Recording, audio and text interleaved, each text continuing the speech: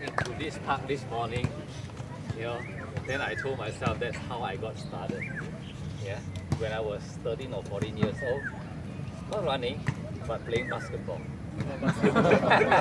See those guys are running, wearing all these fancy basketball boots. In those days, in the 70s, we played basketball barefoot, running around like that. We wear our sandals or slippers, we will just put it aside and then just start playing basketball. And then there was one year, we got inspired by this guy who ran barefooted. Yeah, he was he was the one actually inspired me. So he kept on running barefoot, passing our small town, in Penang. So everyone was talking about him. And then one year we had this cross-country race. So all those people who are into a bit of a sport, like the basketball player, like me, we all joined in as well. So we were quite comfortable. There were a few of us running barefoot. So I was one of them. So the one who inspired me, he got first champion. So I was fourth. The next year I was champion. he was third or fourth. Yeah. So that's how I got started. And then I ran for 2 years, totally barefoot, when I was studying sixth form in Chongling. Every day, studying too much, for HSC, we call it Higher School Certificate. Now we call it SDPS. So I ran barefoot every day, practically non-stop. Then I went to New Zealand. It was too cold. I needed protection. So, and then at that time, there was no theory or nobody talked about benefits of barefoot running. In 1981. 82, when I went to New Zealand. So I started wearing shoes. And I didn't run a lot, but I continued running. And then I ran in shoes for the next 20-something years. And later on, I got a lot of injuries.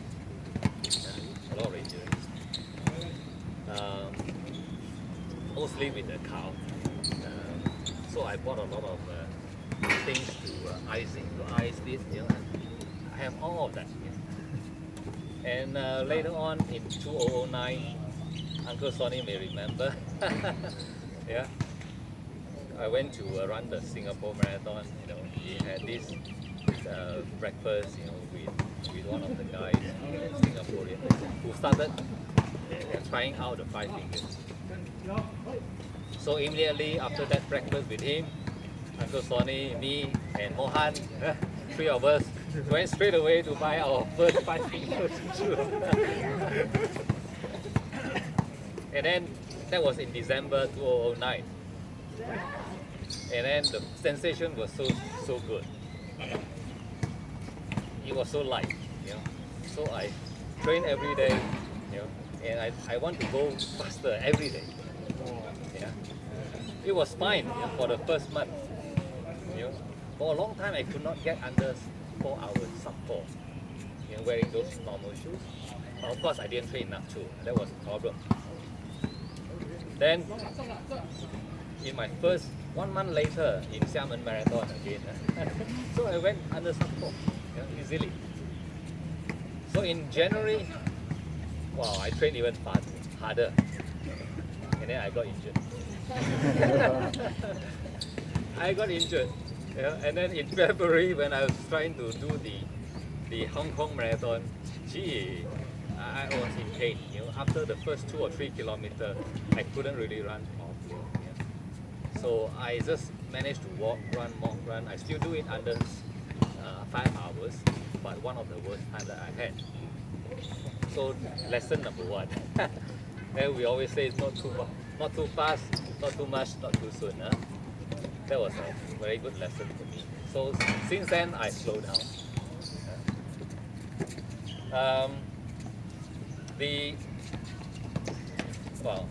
A lot of the other ultra things, I did them also in 5 fingers. That was also the years when I started to read this book in 2010. then I got inspired. So when during my training, I don't wear 5 fingers as well. I started to go back to that. Yeah. Then I ran through Barefoot Marathon, but mostly because a lot of my races are longer distance and in more extreme condition and with a tougher terrain. I can't wear, like go barefoot in bad water. Even I tried to start with a Vibram 5 fingers. I have to change my shoes, every 10 minutes or 20 minutes, because it gets too hot. So therefore, you see a lot of my races, because the conditions are more challenging. Sometimes I don't need to be fast enough to make the cutoff. Yeah, otherwise I couldn't finish. Yeah, so I need some protection to go faster. Yeah. So let's get back to. I want to get everyone on their feet, on your feet. Yeah, so let's. You've been sitting for too long. I'm afraid that your palm will grow into the ground. Okay, now with many of us who have been wearing shoes for a long time, you know that your certain muscles have been underused, right? What are the muscles that have been underused? Yeah, which part? Oh, calf muscle, of course, yes. Your toes? Huh? You hardly use your toes so much. Huh? Your toes is all enclosed inside your shoes. You don't see them so much every day. So, eh? The arches of the feet. Yeah, the arch, yes, that's right. Yeah, because it's well supported, it's well cushioned. Yeah. And then your ankles. Your ankles is all wrapped up here, right? So what we are going to do is we have to strengthen those underused muscles, the lazy muscles. You need to activate them, right? So the first thing I want people to do, is to try to spread your toes. Spread your toes as wide as possible. Yeah. Push that hard and then try to move them. Yeah, try to move them and then probably tap on the ground. Yeah.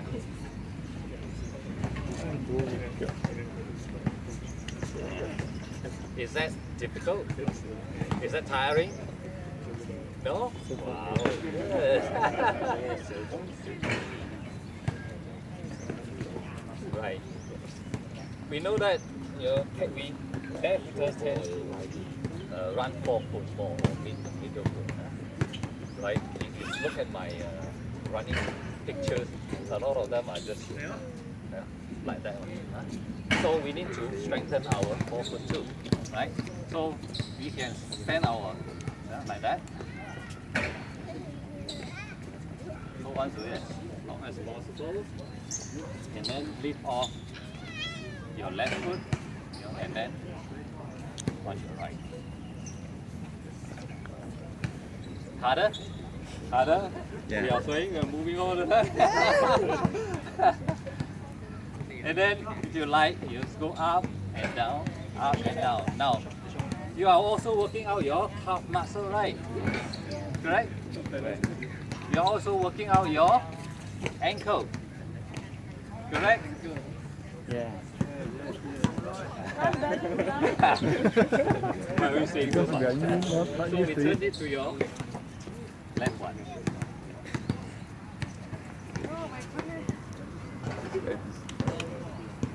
So it's a good exercise.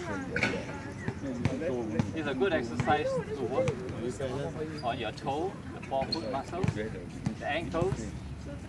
You can feel the strain at the back of the Achilles tendon, yeah, and also you can feel a bit of strain on your calf. Okay, I don't want to overtire you, otherwise you cannot run afterwards. Right. The other one that I have shown up in the previous session, is a bit awkward. It's again to increase your ankle flexibility and also your strength. Is to You try to spread out as much as possible outward. Can you feel the strain on the outside of your ankle? Yeah? Okay.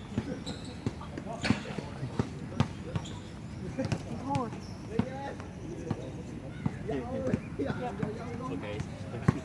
Then do it the other way.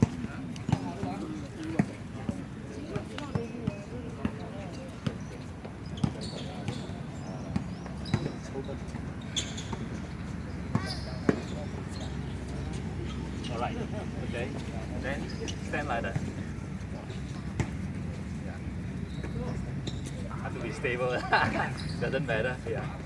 Yeah, in fact you're supposed to go that way.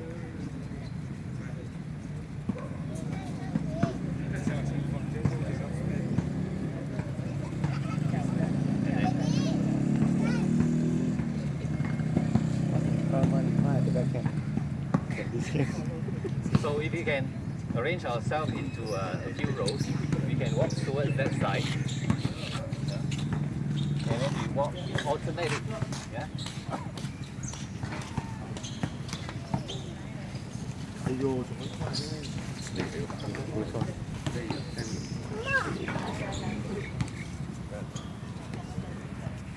I'll say 1, 2, 3, 4, 1, 2, 3, 4. So when we will start with the toes.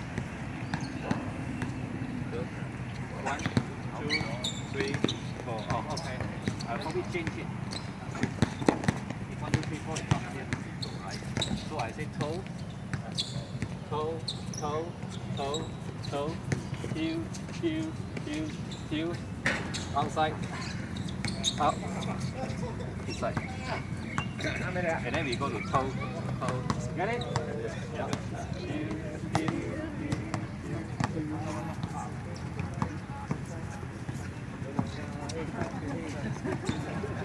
People blinking.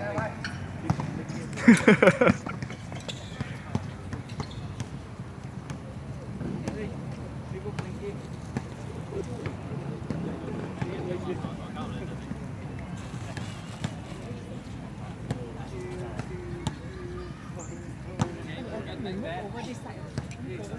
Yeah, I think over this side better.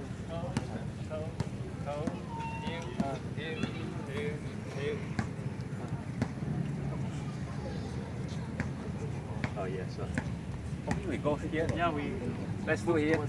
Yeah. take care of the full length. Yeah. Oh, we can help. Now, about running light. I'll talk about the posture later. About running light. Everyone is, yeah. I used to ask people to demonstrate, to see for themselves. If you are wearing shoes and you stamp your feet, your feet. See how hard you can stamp your feet. So when you're wearing your shoes, you can actually stamp very hard without. But when you are barefoot, you tend to kind of slow down. you hurt if you stand too hard. So same for running. So when you run barefoot, you'll be conscious that will it be painful when I land my feet. But when you run in shoes, do you think about that at all? You just run. Actually, you want to push as hard as possible to go faster. Is that right? But when you run barefoot, you don't do that. So naturally, you become lighter because you land it softer, right? But apart from that, there's also another technique where you will consciously land lighter. Consciously land lighter, how is that? So when we run, when we put our foot down, don't think about this one. Think about this one. Think about lifting it up. Okay? So can we do that now? Try to, let's say we do that. Okay? So when you put it down, you think about lifting this up. Think about lifting the other one. So when you think about the one that is lifting up, you forgot about this one putting down. So you become lighter. It takes a bit of practice. Okay, think about the one that's lifting up. Right? And then try to do that.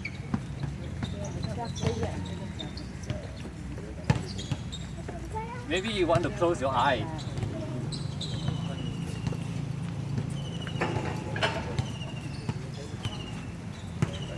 You get confused? I'm already lost.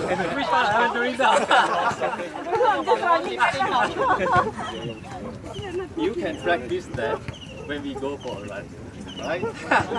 You go for a run. When you run on the same spot, after a while, your mind is not working in tandem with your legs. Yeah.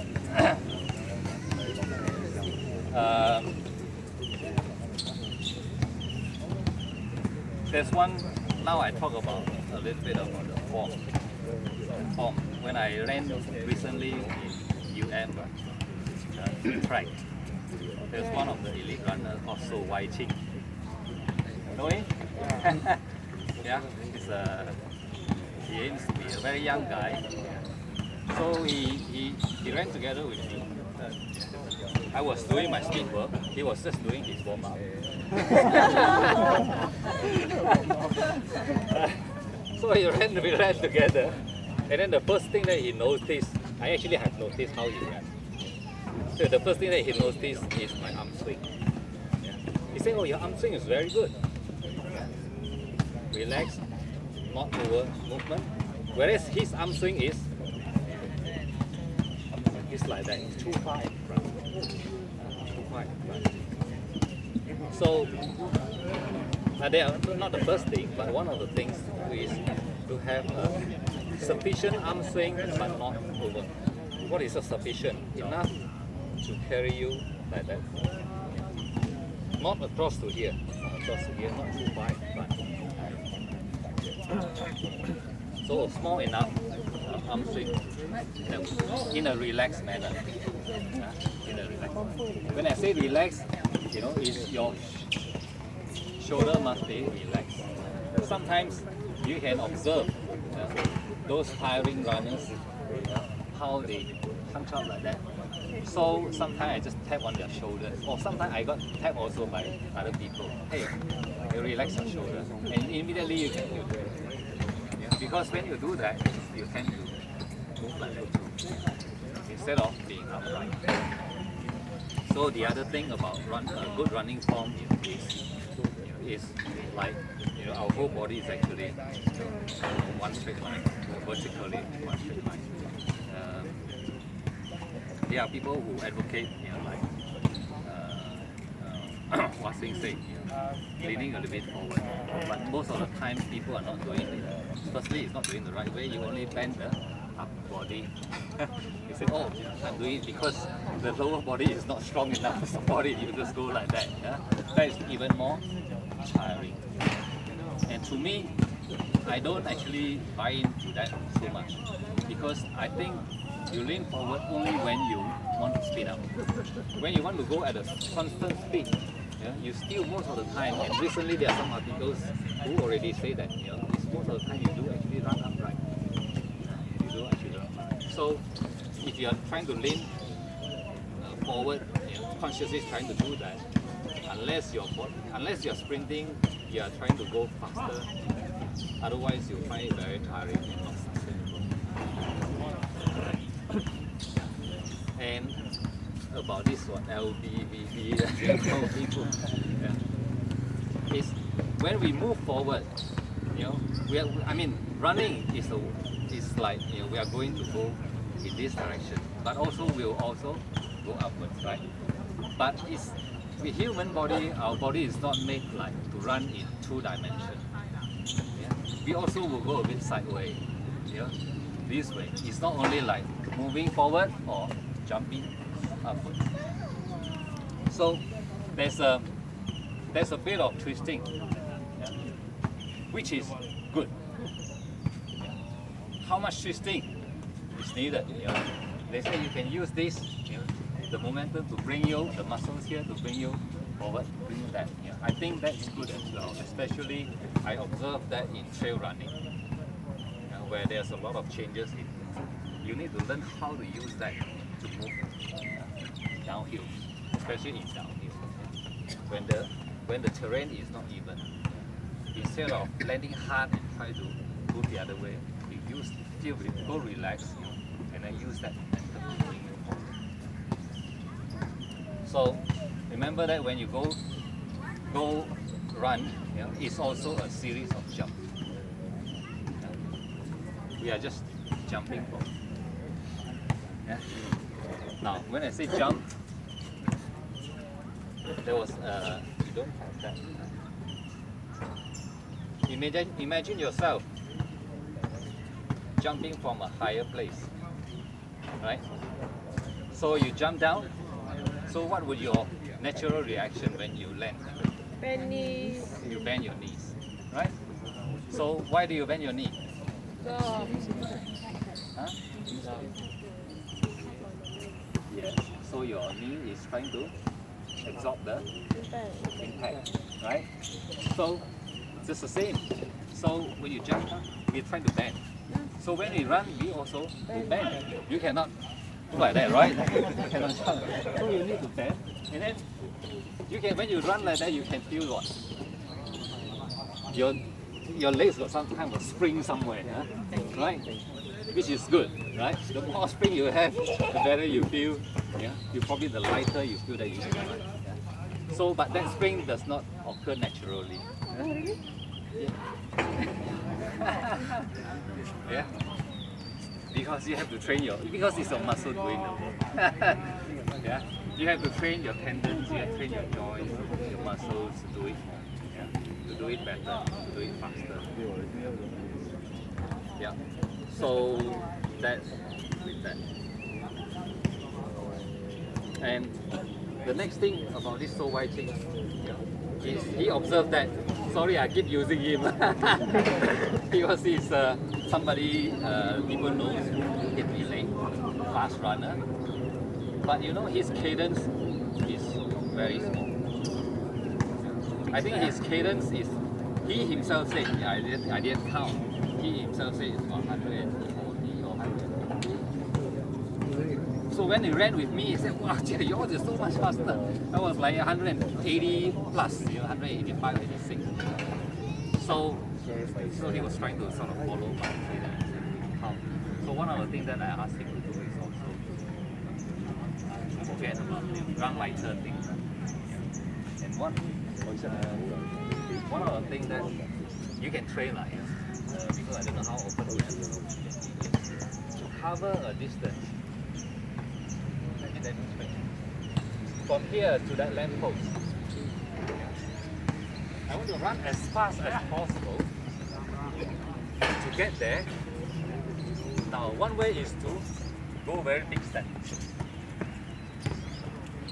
right? As fast as possible. But that doesn't help my cadence. So I want to go as fast as possible in as many steps as I can, not as few steps as I can. So I will go. Well, obviously it's not so fast, but my cadence is fast. So the more practice you have in doing that, then later on when you're doing the proper running, I mean this is not proper running, I mean I don't run a marathon like that, right? So this is only drills. Remember, this is only drills. You have to get your legs used to faster turnover. Yeah. So people want to try that? Come. Remember, run as many steps as you can to get there.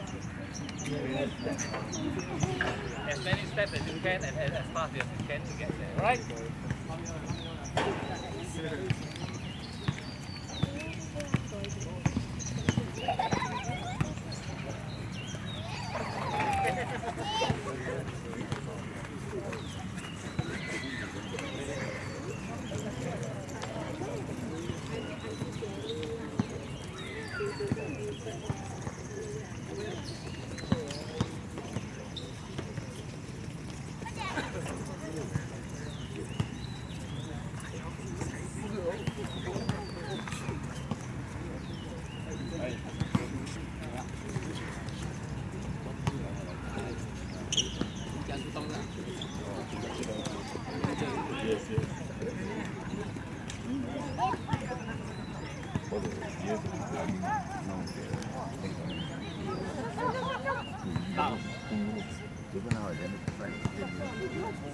forgot to say, when you do that, run like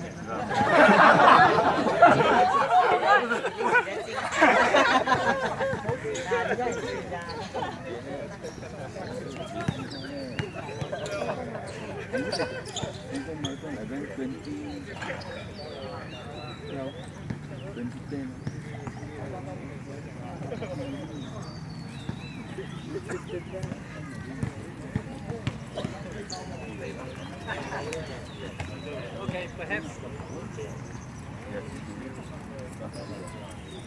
one last thing. It's also like when you run, you should feel relaxed. You should be able to feel your ankles relaxed. Relax. So on this grass, it's actually quite suitable. You want to train out your forefoot, you want to feel your train your ankles, and also your calf muscle. It's to do this.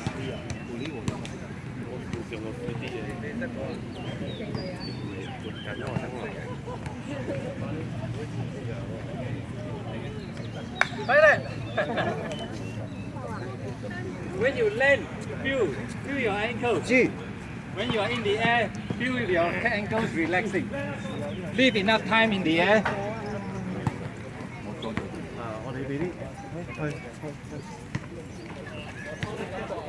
Feel your ankles when you are in the air. Leave a tight one. Wow. Cào quay啱冇？cào quay。Hey. 我仲有好多啲喎。跟住你全部3.4幅喎。Relax when you are in the air. Relax.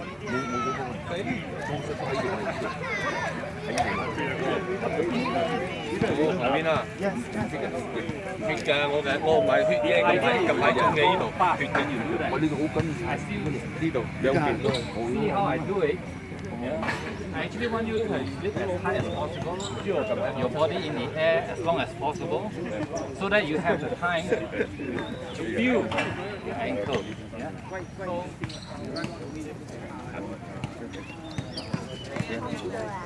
So, 有啦，最粗啊！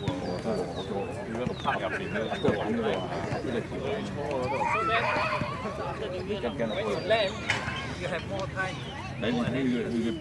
You can feel the whole thing. Then you have this training impact. You can feel the strain on your ankle. Yeah. You can feel the strain. 以前啊，口唔曉水中嗰啲血嘅喎，而家血咗，而家中血嘅喎。Now, forefoot landing. How many things do you think that you are forefoot landing? 你唔開始嚟啦， You don't know. You don't know. How do you know? Right, let's. No, you face. 我都盡量平咯 ，flat。有時攰嘛。就有啲四啊，可以飛，但係我醒目啊，落嘅好似。Are you forefoot landing? Now he says something. But no, even on the forefoot. Yeah, I'm going to go to the forefoot. Yeah, yeah. That's natural. So you run forefoot. So it's quite natural, right?